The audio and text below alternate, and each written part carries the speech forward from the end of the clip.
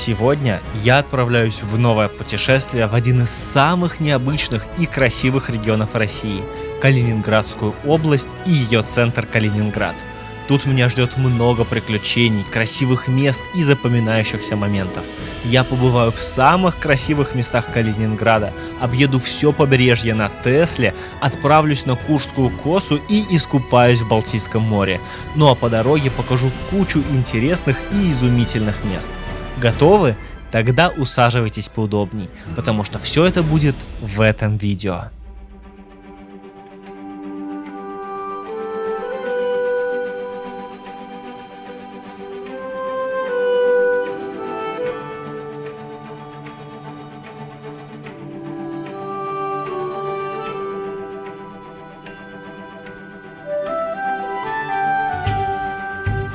Доброе утро. Точнее, нет. Вот теперь доброе утро. Хотя тоже что-то не то. Ну вот теперь точно доброе утро. Привет, это я, и в ближайшую неделю я буду путешествовать по различным уголкам Калининградской области. Начну свое приключение я из Зеленоградска. Это небольшой городок на побережье Балтийского моря. Он уютный, красивый и очень привлекательный. Но есть у него одна фишка. Здесь очень много кошек. Ну и котов. Да, они здесь повсюду, и их очень много. Но это не бродячие грязные коты. Не, это приятные котики, которых где только не встретишь. Они тут уже как символ города, и каждое кафе, каждая лавка по возможности украшает себя чем-то связанным с котами. Одним словом... Прям настоящий кошачий культ. Гуляя по городу, я нередко замечал, что очень много где есть корм или вода для котов. Всякие домики и даже светофор, тоже с котами. Раньше тут даже стоял автомат, где продавался кошачий корм, чтобы гуляющие могли покормить котиков, но сейчас он на ремонте.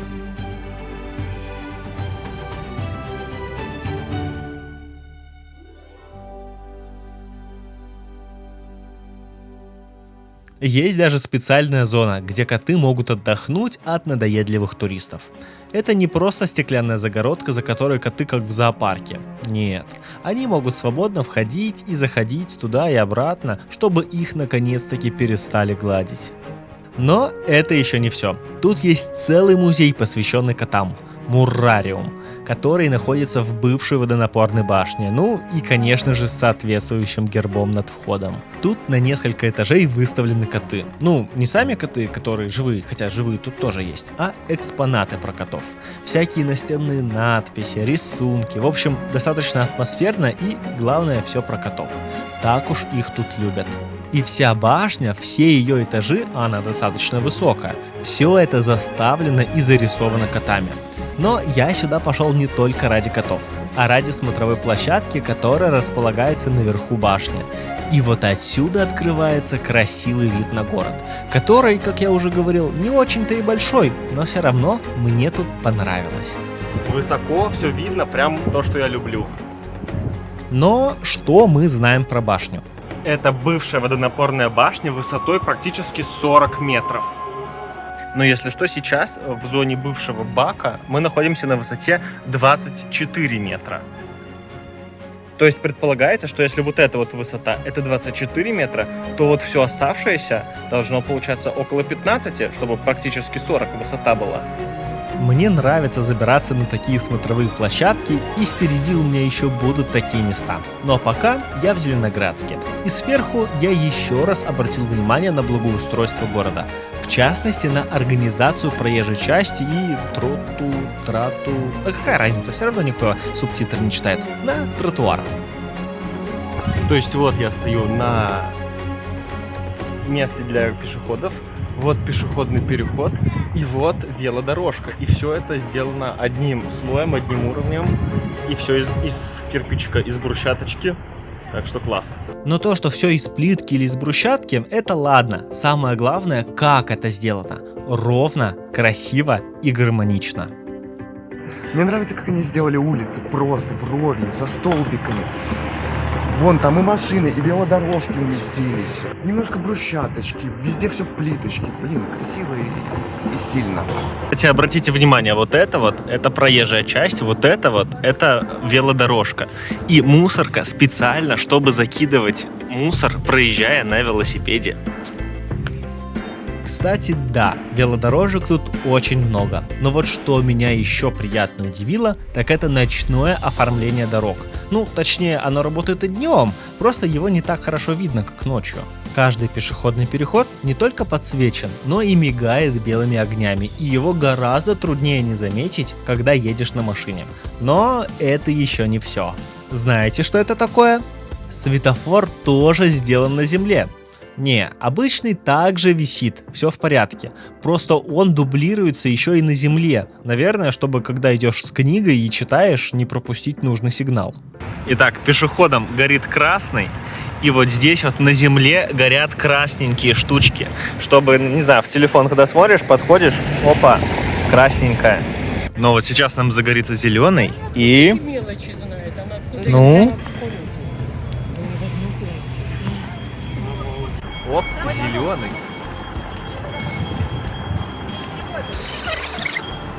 Начинают моргать. И красный. Ну прикольно же. Я не знаю, насколько практически это несет какой-то смысл, но, по крайней мере, очень здорово. Мне понравилось, что вот такая, о, там сейчас опять моргать начало, и я сейчас красный буду. Ну, в общем, классно, мне понравилось очень. Как я уже говорил, город очень уютный и обустроенный. И забегая вперед, могу сразу сказать, что он мне понравился больше всех. Ну, если сравнивать среди других, в которых мы были в этой поездке. Кстати, со мной в этот раз поехал мой друг, которого тоже зовут Паша. Вы его можете помнить по видео из Китая. Ну а чтобы не пропускать новые путешествия, можете следить за ними не только на Ютубе, но и во ВКонтакте, Рутубе и Телеграме. Так вот, город. Я получил большое удовольствие, прогуливаясь тут. Все очень мило, красиво и даже люки сделаны оригинально. Но так как мы находимся в Европе, а именно между Литвой и Польшей, а корни архитектуры исходно тут идут в Германии, то здесь сохраняется этот стиль, и многие уже современные здания склоняются к нему, а также шрифты на вывесках. А брусчатка еще больше дополняет этот образ. Но давайте про самое главное – море и курорт. Вообще, я раньше не понимал, почему в Калининграде города, которые находятся на побережье моря, называют курортными городами и сюда ездят как на курорт, потому что в моем представлении это были просто городки на побережье Балтийского моря. Петербург по факту тоже стоит на Балтийском море, но я никогда не ощущал, что Петербург это прям курортный город. А теперь, попав сюда, я понимаю, что да, это действительно курорт, потому что и воздух, и вся вот эта атмосфера, и море, это действительно курорт. И действительно, в воздухе царит атмосфера, как будто бы я приехал в курортный городок на Черном море. Но понять, что это за город, я смог только тут. И так как приехал я сюда в сентябре, то никак не думал, что буду купаться в это время и в Балтийском-то море. Но это было ошибкой. Но сейчас я буду исправлять эту ошибку. Да, я пойду купаться. Все-таки тут очень жарко, а вид купающихся людей наталкивает на мысль, что не так уж там и холодно. И вот я уже иду по кромке льда пляжа и захожу глубже, проходя через разбивающиеся о ноги волны. Конечно, не прям тепло, холодновастенько. Все-таки сентябрь и Балтийское море, но все-таки купаться можно. Я еще некоторое время никак не мог решиться нырнуть, но в итоге...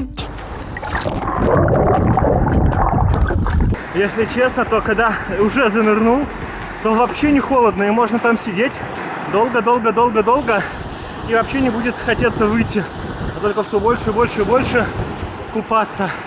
Так что очень-очень-очень здорово. Да, купаться тут можно, и даже здорово. Однако все равно слишком долго не нужно там сидеть, а то как бы чего не вышло. Дальше можно просто отдыхать на пляже и греться на солнце, чтобы поймать последние лучи уходящего лета. Кстати, на побережье, чтобы волны не сильно разрушали и размывали его, сделаны берегозащитные сооружения. Закрепленные бревна уходят перпендикулярно берегу в море на несколько метров вперед. Это помогает ослабить эффект воздействия моря на берег, а также стало визитной карточкой этой части Балтийского моря. Тут любят сидеть птицы, в основном чайки, ну и я, конечно, не разбираюсь в птицах, но и черный пеликан.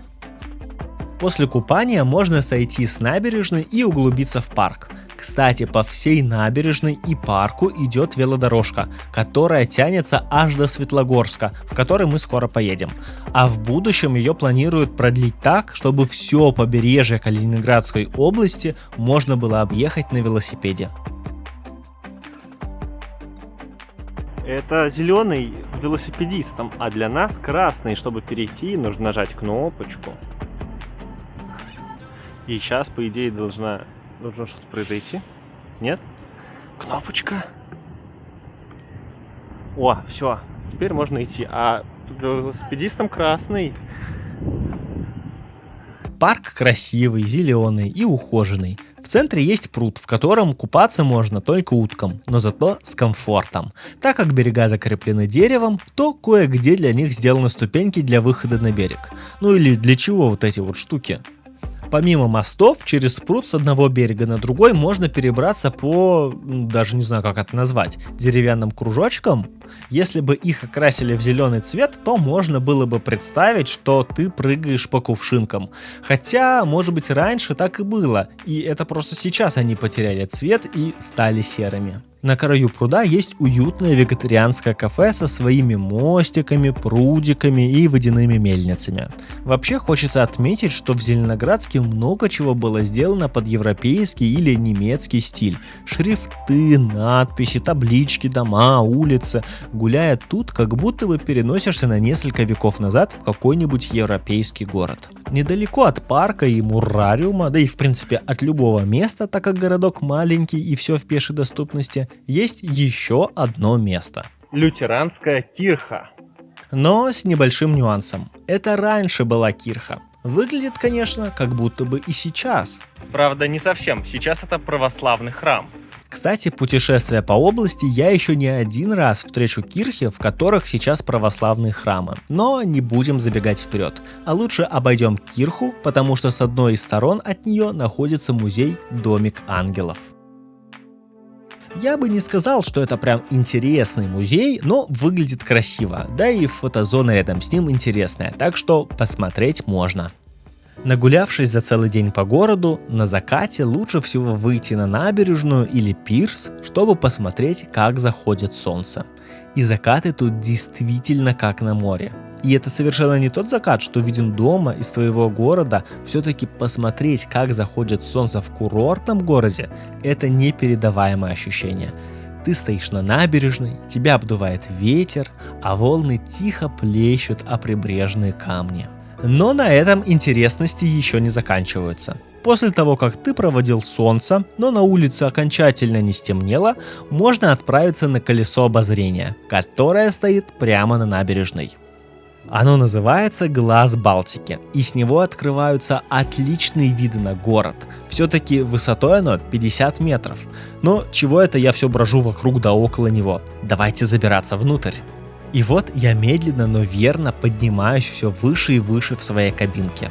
И мне открываются все лучшие и лучшие виды. Вон видна набережная, по которой я гулял. Башня котов, в которую мы ходили с утра. Море. В общем, весь Зеленоградск отсюда виден.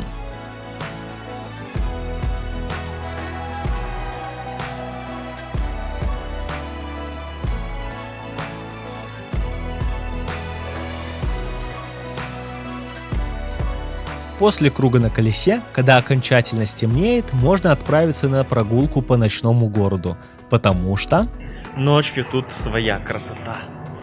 Все здания подсвечены, улицы освещены, и гулять по такому городу после заката – одно удовольствие.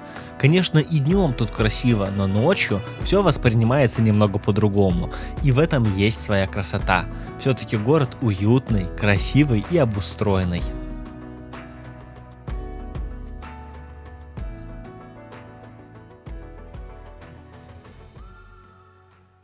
На следующее утро мы отправились на вокзал, сели на электричку до Светлогорска и минут через 40 были уже на месте. И этот день я гуляю по Светлогорску. И в отличие от Зеленоградска, он достаточно холмистый. Да, это тоже город-курорт, но он отличается от Зеленоградска. Если Зеленоградск относительно ровный, то тут много перепадов высот, горок, спусков, особенно это заметно у моря. Так что давайте туда и отправимся. Чтобы не было скучно, тут сделан фуникулер, точнее канатная дорога. Не очень продолжительная, да и кабинки не сильно большие, зато недорого. Прокатиться можно всего за 50 рублей. И конечно же я не отказал себе в таком удовольствии и спустился вниз к морю.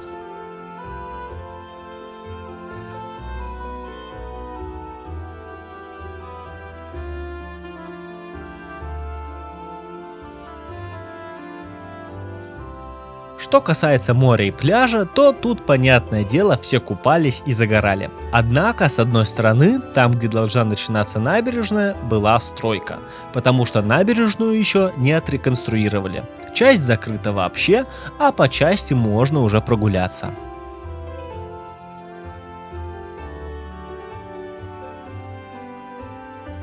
В общем, здесь везде стройка, и сюда, как правильно заметил Паша, лучше всего вернуться через года 2 или 3, когда здесь все будет достроено. Вообще через года 1,5. Там окончание работ написано, по крайней мере, самой набережной, первый квартал 25 года. Еще плюс чуть-чуть облагородили, так что лучше через 3. А пока здесь все только строится, все в ремонте. Может быть, с 3 я, конечно, и переборщил, но в любом случае сейчас тут все было в строительстве. Надеюсь, когда все здесь закончат, то будет очень здорово и красиво. Нужно будет вернуться сюда как-нибудь еще раз. Но это не значит, что в Светлогорске больше нечего смотреть. Можно прогуляться по самому городу, он тоже красивый и уютный, но у него немного другая атмосфера, чем у того, что мы смотрели в начале. Конечно, здесь есть центральные оживленные улицы, где можно взять мороженое или крендель, чтобы не спеша прогуляться по улочкам. Но есть и лесопарк с озером, и вот именно туда мы и отправились, потому что рядом с озером кое-что есть. А именно светлоежики. Светлоежик Светлик, светлоежик Шустик, светлоежик Элвис, светлоежик Звездочет, светлоежик Пыхтик и ежи Ежео и Ежетта. Эти фигурки появились тут совсем недавно. Когда гуляешь вокруг озера, то, по-моему, интересно поиграть в игру и найти всех ежиков. Если отойти от тропинки, ведущей вдоль озера, и углубиться в лесопарк, то складывается ощущение, что ты не в городе, а где-то за городом, и это никак не внутри Светлогорска. Тенистые тропинки, большие деревья, лес и даже бегающие белки. И, конечно же, холмы и овраги. Я уже говорил, что тут есть перепады высот.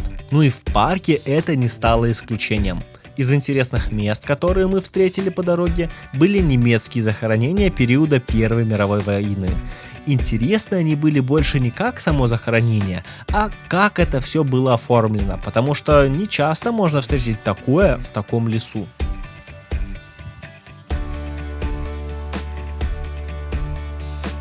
Если сравнивать Зеленоградск и Светлогорск, то первый мне понравился больше. Там как-то все было поблагоустроенней, с точки зрения инфраструктуры посовременней, а тут, конечно, тоже красивый и курортный город, но больше санаторного типа, я бы сказал. Вот сюда идеально ехать в пансионат. Хотя тут тоже красиво и есть где прогуляться. Город обустроен, но гулять придется в основном среди домов частного типа. Тоже есть своя кирха, которая тоже сейчас православный храм. Так что города похожи, но в то же самое время очень разные.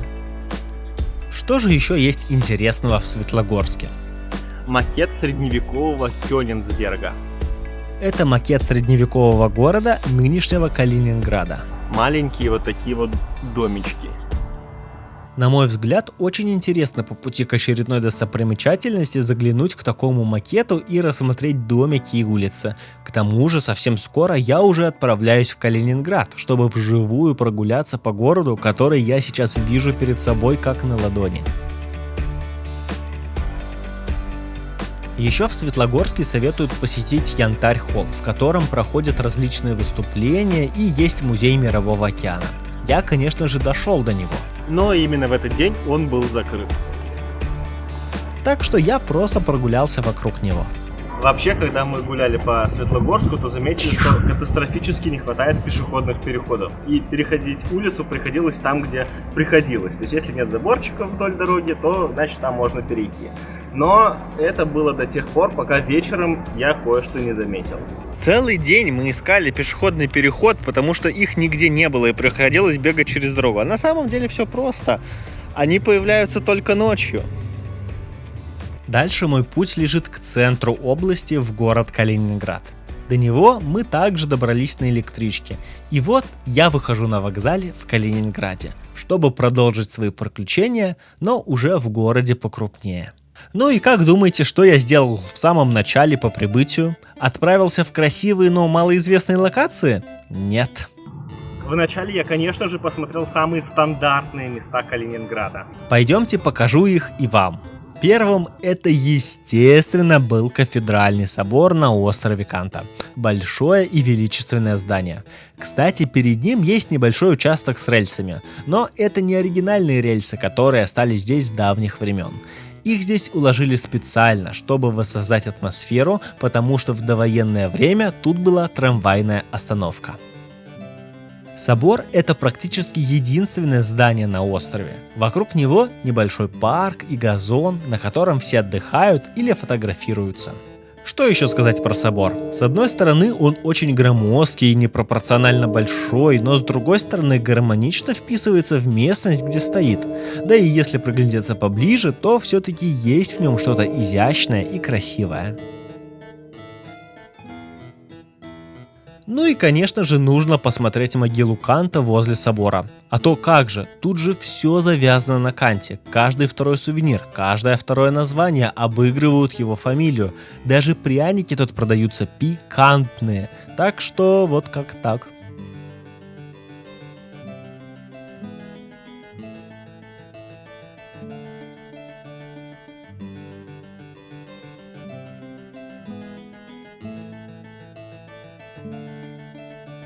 С острова Канта есть мост, который ведет к следующему месту, но не спешите его быстро пробегать, так как на нем нужно посмотреть одного из хомлинов.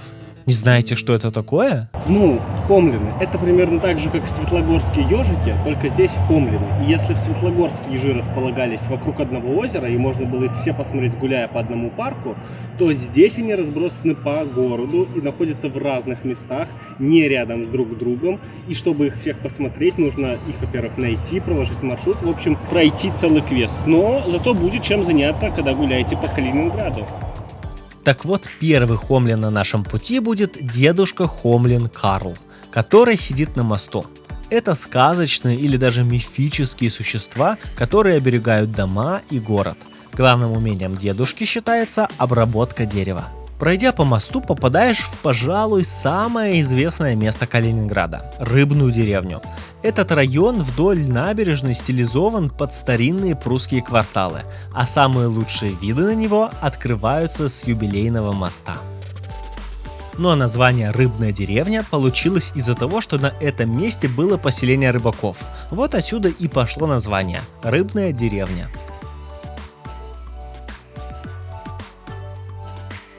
Но не только красивыми видами я пришел сюда любоваться. Кто уже не первый раз смотрит мой канал, наверняка знает, что я люблю забираться на разные смотровые площадки. Ну вот и Рыбная деревня не стала исключением. Конечно же, я имею в виду башню-маяк, на которую можно подняться. И вот я тихонечко поднимаюсь по винтовой лестнице все выше и выше, и теперь могу насладиться изумительными видами на город. Ну тут прям очень-очень-очень красиво. Класс.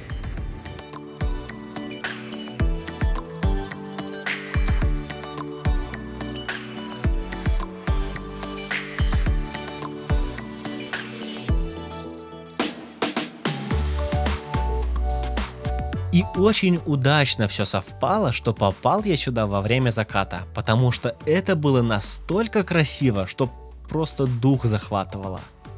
Кстати, подняться можно не только на, как бы это назвать, балкон, где я и прогуливался. Можно подняться на этаж выше, прямо на самую пипочку башни. Отсюда открывается вид на синагогу, которая, кстати, не оригинальная, а перестроенная. И перестроена она намного менее объемной, чем была ранее. Также отличный вид на набережную и остров Канта. Ну и, конечно же, на Кафедральный. Ну и на обычные улицы города. Отсюда тоже замечательный вид. Насмотревшись на город и спустившись с смотровой площадки, мы немного перекусили. Благо тут много красивых и уютных кафешек с видами на реку, собор и рыбную деревню. Но давайте поговорим про районы города. Я бы выделил несколько основных районов, которые больше не как административные, а как стилистически или даже архитектурно связаны, точнее различаются. Вот сейчас мы гуляли в центральных районах, в том числе по рыбной деревне. Тут все сделано для туристов, все красиво, стоят здания прошлых веков или новые, но стилизованные под те времена. Однако в некоторых местах это выглядит как декорации, потому что граничит рыбная деревня с другим районом, со стандартной серой типовой застройкой. Тут самые обычные дома. Понятно, что после войны тут надо было быстро все это делать, потому что все было разрушено и нужно было быстренько строить дома. Но тем не менее получилось, что получилось. Просто серые обычные дома и жилые районы. Из футуристичного и необычного тут можно посмотреть большой футбольный стадион в поле, который принимал матчи чемпионата в 2018 году. А еще тут можно встретить вот такое вот произведение архитектурного искусства. Это Крестовоздвиженский собор. Вот представьте, живете вы в своей хрущевке, а у вас из окна вот такое вот видно. Как минимум необычно, когда просто во дворе стоит такой памятник архитектуры. Ну и райончик, о котором наверняка слышал каждый. Это Амалиенау. Тут нет высокой застройки, а наоборот, неширокие улочки, в основном стоят маленькие домики и виллы. Вот этот вот райончик мне понравился. Здесь тихо, спокойно, красивые домики. Можно спокойненько так пройтись не спеша, посмотреть красивые виды, красивые виллы, красивые дома. В общем, супер круто. Тут действительно очень хорошо просто тихо, мирно прогуляться, насладиться спокойствием и безмятежностью.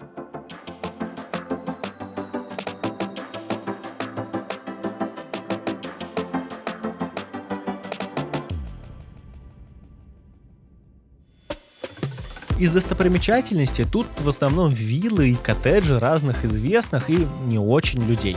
Однако есть тут и другие места. Например, этот пожарный гидрант или еще один хомлин.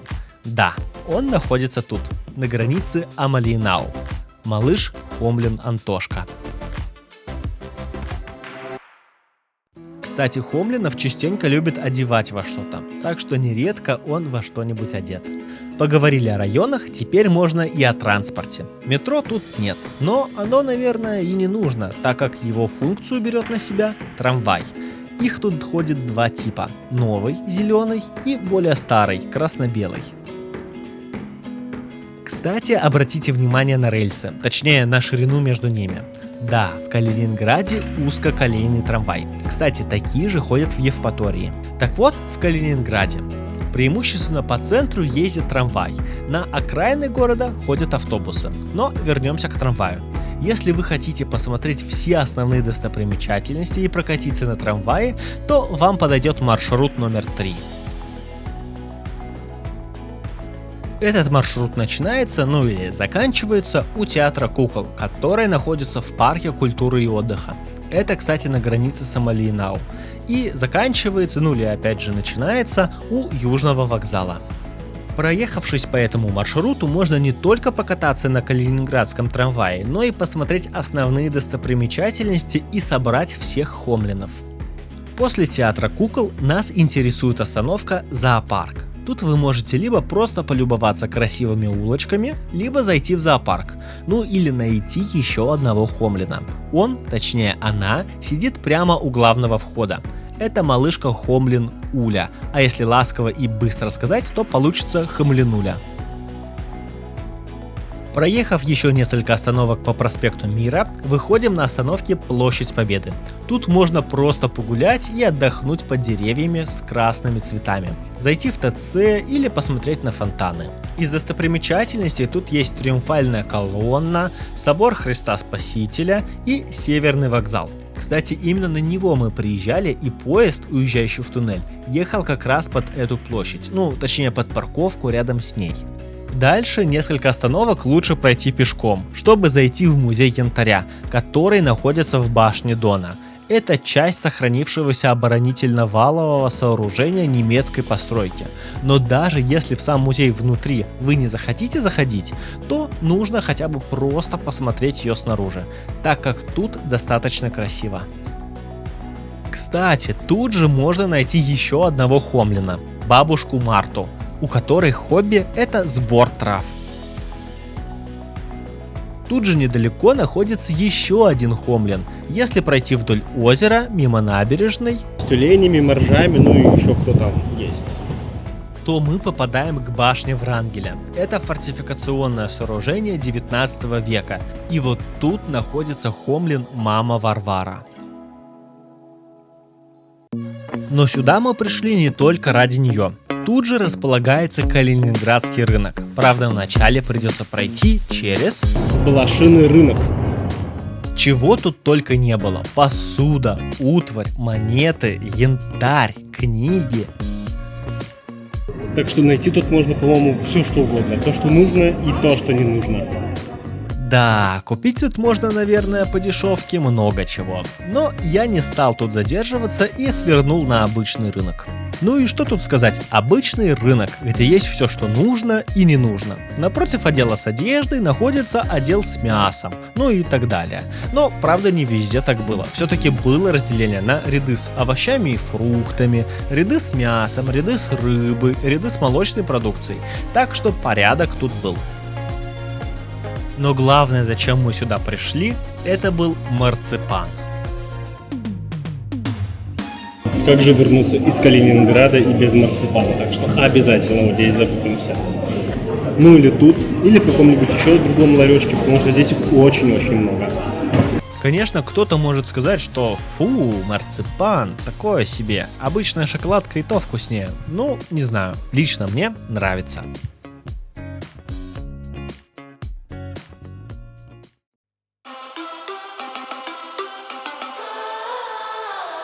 В Калининграде есть портовая зона, а от нее ближе к центру пришвартованы корабли, на некоторые из которых можно зайти. Но тут меня в первую очередь интересовали не они, а еще один хомлин, который тут находится. На набережной Петра Великого между музеем Мирового океана и советским судном «Витязь», пришвартованным у берега, поблескивает на солнце фигурка мальчугана в фуражке. Это малыш хомлин Витя. Отсюда совсем недалеко до острова Канта, на котором я начинал свое путешествие по Калининграду. И если пройти через остров, то на другом берегу будет музей изобразительных искусств. Как по мне, тут больше интересно само здание посмотреть, нежели музей, потому что оно не новое, а отремонтировано под старину и смотрится массивно и красиво. Но не только ради самого здания я сюда переходил через реку. Напротив музея сидит папа хомлин Лео. Так что мы с вами собрали всех хомлинов и прошли этот квест.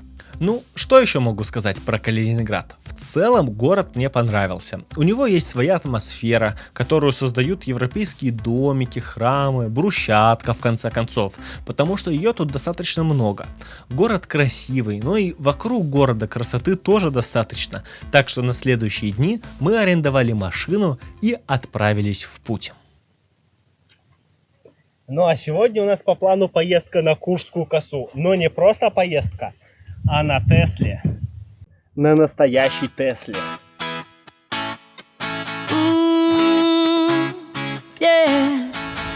И вот мы выезжаем из Калининграда и едем по направлению к Куршской косе.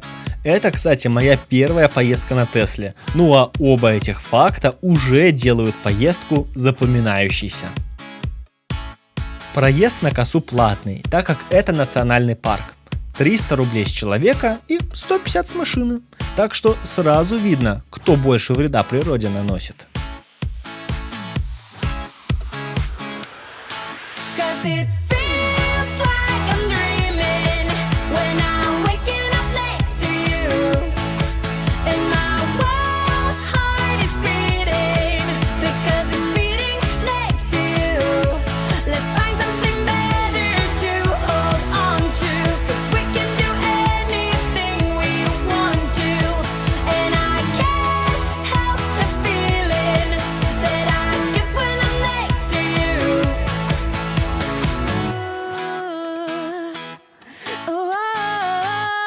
Дорога тут просто сказка, ехать по ней одно удовольствие. Разметки, правда, нет, потому что ее только-только поменяли и кое-где мы даже попадали на завершение ремонтных работ. Но даже и без разметки тут было очень здорово ехать, все-таки природа делала свое и очень украшала поездку.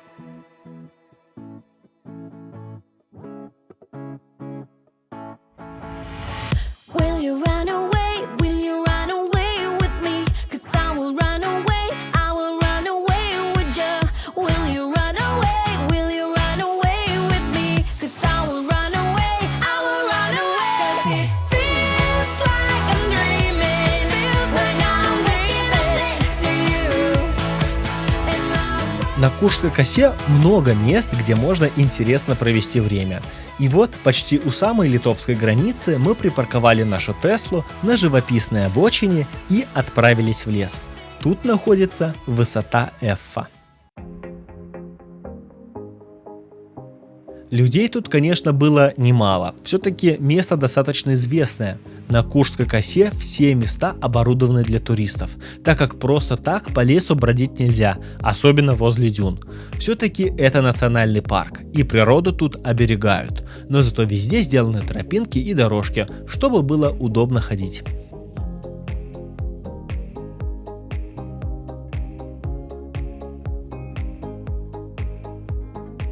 И вот, пройдя через лес и поднявшись на возвышенность, передо мной открывается изумительный вид. Высота Эффа была названа в честь Франца Эффа, чья деятельность была посвящена изучению и закреплению подвижных песков, потому что они передвигаются. И вон там получается Куршский залив, а вот там уже совсем рядом Балтийское море. Эти дюны раньше гуляли по косе, уничтожая за собой природу, поселения, а также угрожали перекрыть судоходство из-за обмеления канала. Тогда начали проводить мероприятия по закреплению песков, чтобы остановить их похождение. Для этого строили различные сооружения из бревен и хвороста, но одним из эффективных методов оказалась засадка дюн травами-песколюбами и соснами. Именно для того, чтобы дюны не разносились дальше, подходить и ходить по ним строго нельзя. Везде стоят таблички и заборчики. Но мы туда попадем, смотрите дальше, и все будет.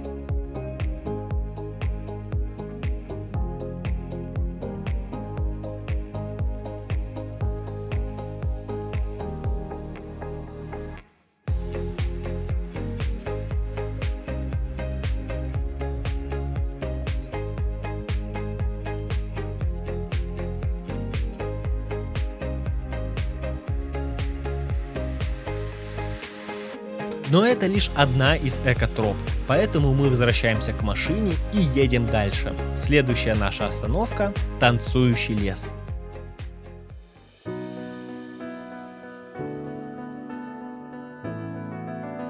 Здесь уже совершенно по-другому живописно. Дорожка уводит как будто в сказочный лес.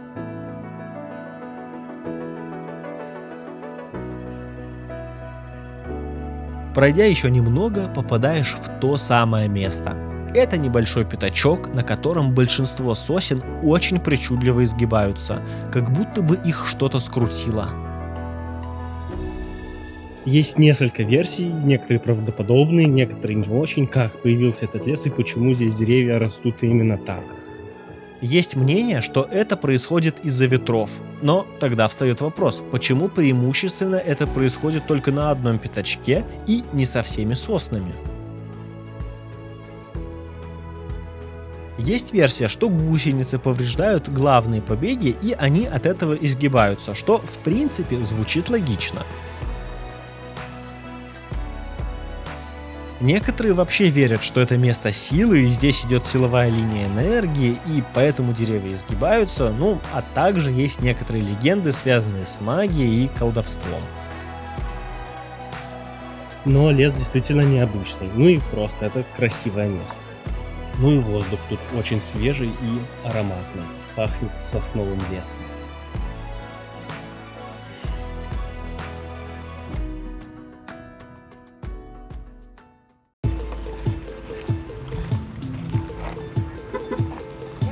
После осмотра танцующего леса мы садимся опять в нашу Теслу и едем дальше.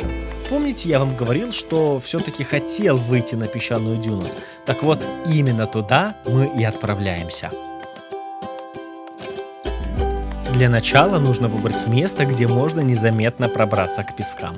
Мы едем по дороге, и вот в одном месте есть съезд, на котором можно оставить машину и углубиться в лес.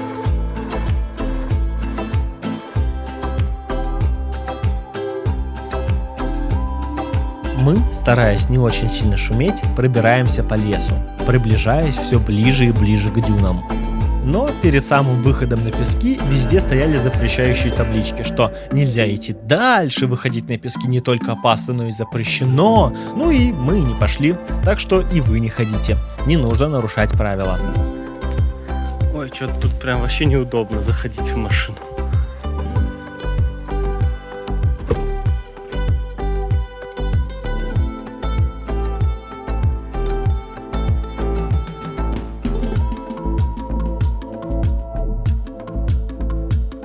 Дальше нас ждет экотропа «Высота Мюллера». Сначала мы сходили на озеро Чайка по живописным тропинкам, а в самом озере увидели какую-то птицу.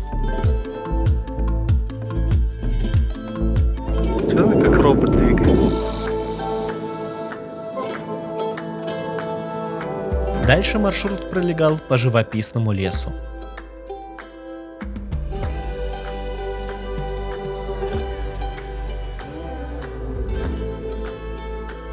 В конце тропы нас ждала смотровая площадка, с которой открывается изумительный вид.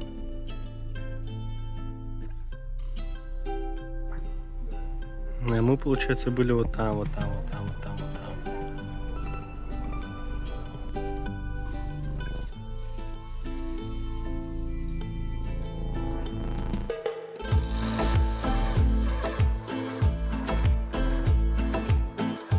Внизу, кстати, стоит памятный камень Мюллеру, который, как и Ф, работал над предотвращением песчаной катастрофы на косе.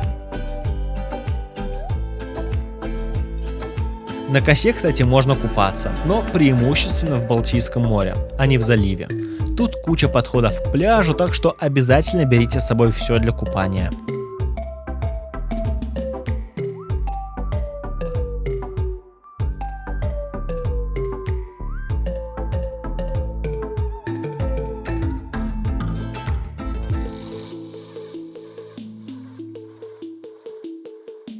Вот так прошел этот день. На обратном пути нужно было заправиться. Точнее, зарядиться на электрозарядке. У нас же все-таки электромобиль. Около торгового центра мы припарковались и поставили машину на зарядку.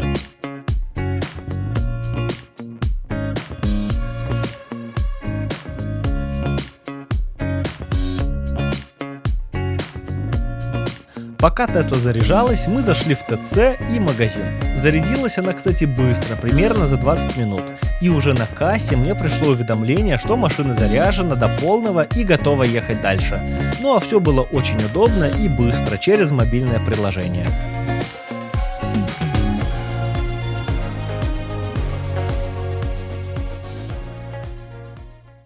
Вообще, исходно по плану было так, что я выбираю машину на первый день, а Паша выбирает машину на второй.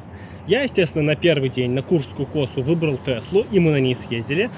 А на второй Паша тоже выбрал крутую машину, но что-то пошло не по плану. Буквально за несколько дней до того, как мы должны были уже ехать на этой машине, мне позвонили из компании, где мы бронировали ее, и сказали, что что-то, видимо, у них пошло не так, и они забронировали эту машину сразу на 2 человек. И вот этот вот второй человек, он уже взял ее, и поэтому мы поехать на ней не можем. Ну, а нам что остается? Нам осталось лишь выбирать из того, что осталось. А осталась вот она. Ну, точнее, лучше вот так вот будет спереди посмотреть. Ну и вот этот день мы будем ездить на вот этой вот красной машинке.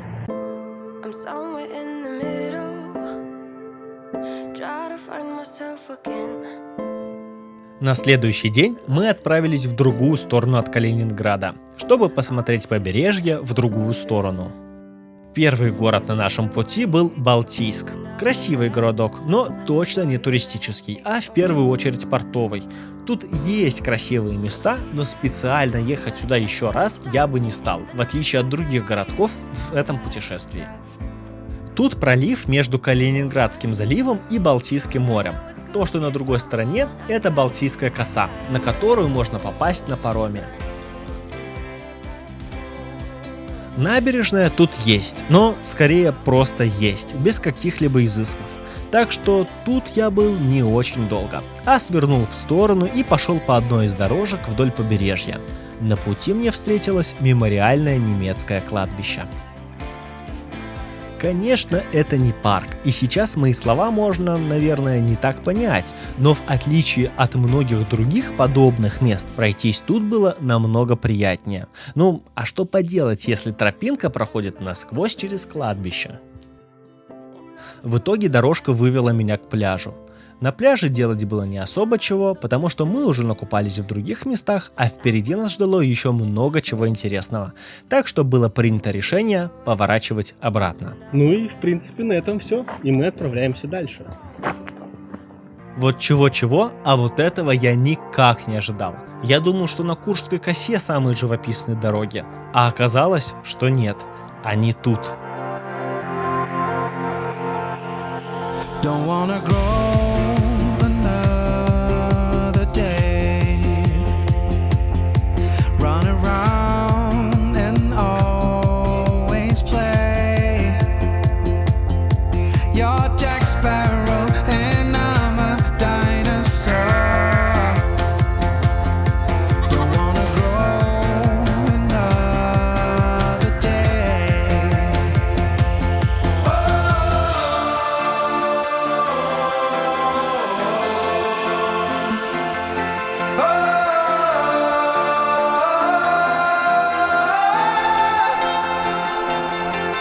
Now I miss you and I want you to be there again. Don't wanna grow another day.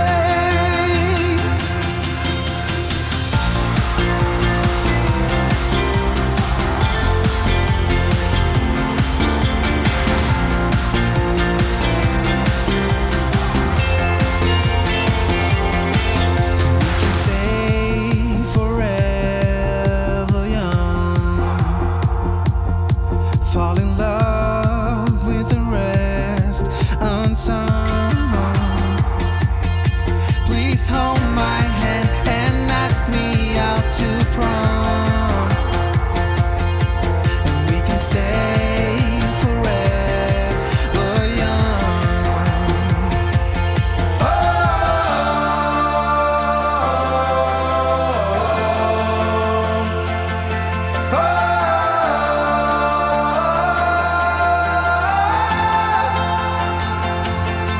Now I miss you and I want you to be there again.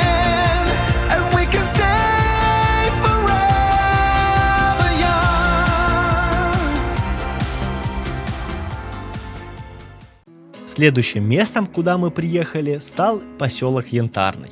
Вот это уже опять курортное поселение. Тут есть и парк, и обустроенный пляж для купания. Ну и везде стоят ларечки, где продают янтарь. Все-таки тут находится комбинат по его добыче и обработке. Из интересных мест тут можно посмотреть церковь Казанской Божьей Матери. С первого взгляда она похожа на кирху, но сейчас это православный храм. Но главное, как он расписан внутри, так как все стены и потолок в росписях, а такое можно встретить довольно редко. Ну, вот, например, в Новгороде, куда я недавно ездил. Кстати, можете посмотреть видео оттуда, там как раз про храмы и росписи. Ну а я иду дальше. Следующая остановка – янтарный комбинат. Тут можно зайти либо в музей янтарную палату, либо в янтарный магазин. Ну, или просто полюбоваться водонапорной башней напротив. Конечно же, тут продается куча янтаря. Вообще янтарный – уютный поселок. Не знаю, конечно, что тут делать туристу длительное время, но на один день заехать сюда можно. На этом мои приключения не заканчиваются. Мы, не торопясь, выезжаем из Янтарного и не очень быстро едем дальше. Почему не очень быстро? Да потому что решили ехать не по шоссе, а вдоль моря через деревеньки. Но нет, я не буду жаловаться, что тут был плохой асфальт. Его попросту не было, а была брусчатка. Вот вы когда-нибудь ехали по деревне или просто по полю по брусчатке? Я нет. Но теперь у меня такой опыт есть, и это очень интересный опыт. Мы шутили, что это еще со времен Римской империи дорога сохранилась, потому что вряд ли бы сейчас стали укладывать по полю брусчатку. Но, скорее всего, это старые немецкие дороги, которые были здесь проложены, и их решили просто не переделывать. Вот как так. Кстати, по заправке за эту поездку по бензину у нас вышло около 1000 рублей, а при схожем километраже за вчера около 300 рублей, так как мы ехали на электромобиле, так что выгода налицо. Ну а приехали по итогу мы в поселок Филино. Не Филино, а Филино, чтобы посмотреть на Филинскую бухту, потому что это очень живописное место.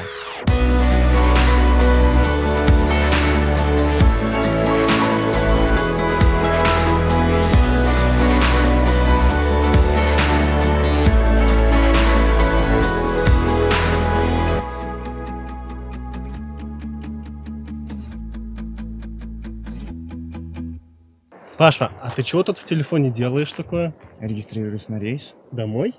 Именно. Кстати, мне тоже пора бы зарегистрироваться, потому что приключения уже заканчиваются.